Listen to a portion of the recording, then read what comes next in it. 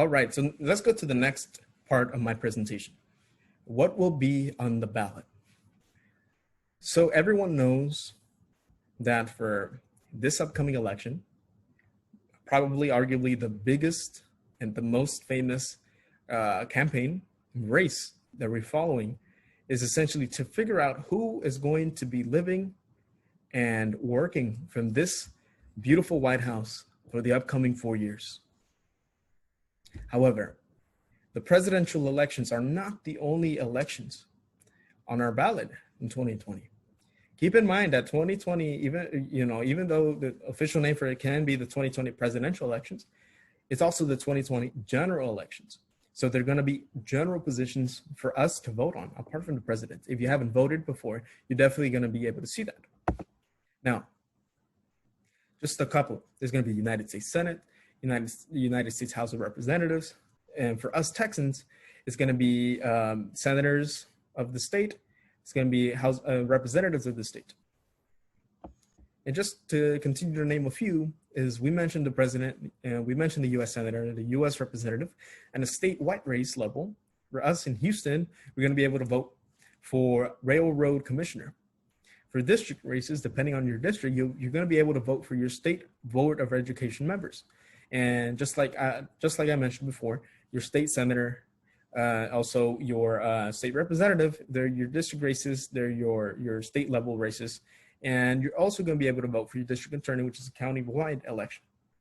And just a disclaimer, for presentation purposes, I did not include all positions on the ballot.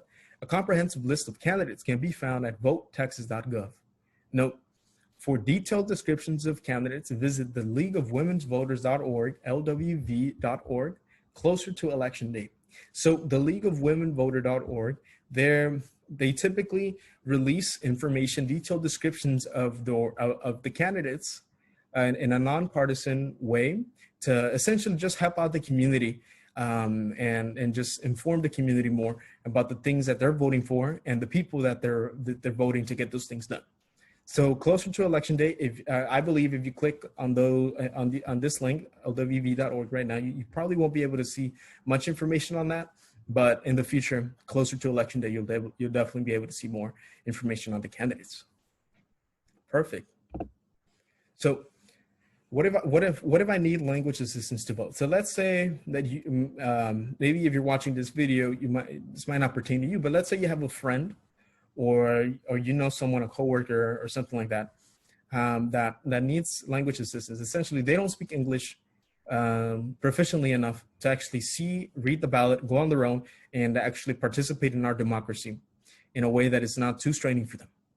So by Texas law, polling sites are actually required to offer multilingual ballots depending on the magnitude of any language in the district. So what this means, Spanish, Mandarin Chinese, and Vietnamese, because they are common languages in our communities, in Harris County particularly, most polling sites, if I'm not mistaken, will have multilingual ballots in these languages, in Spanish, Mandarin, Chinese, and Vietnamese, simply because this law that I just mentioned dictates that polling sites have to have multilingual ballots in the languages most commonly spoken by the community, apart from English. Now, let's say that for whatever reason, if the polling site cannot offer assistance in the voter's language, so maybe they don't have multilingual ballots or they don't have multilingual speakers, voters are actually allowed to receive language assistance from anyone other than their employer or agent of any labor union. So what this means is that, let's say, again, maybe if it doesn't apply to yourself, maybe let's say you have a friend or you have or like a distant cousin or just someone that you know. Maybe, they don't speak English, but let's say they have a son or they have a friend that does. So they're actually able to take their son or their friend that speaks English to serve as their interpreter, as their official interpreter. By Texas law, they will not be negated this opportunity because at the end of the day, the United States is a multilingual and multicultural country. And to kind of make out for that, Texas by law, they're guaranteeing everybody the right to take a language assistance person with them at the polls. So these interpreters are able to read the ballot to the voter, speak to election workers on their voters' behalf, and to essentially make sure that their entire process is as smooth and as legitimate as possible. So this is the slide on language assistance. And again, if it doesn't apply to you, please pass along this information to someone that might. Okay.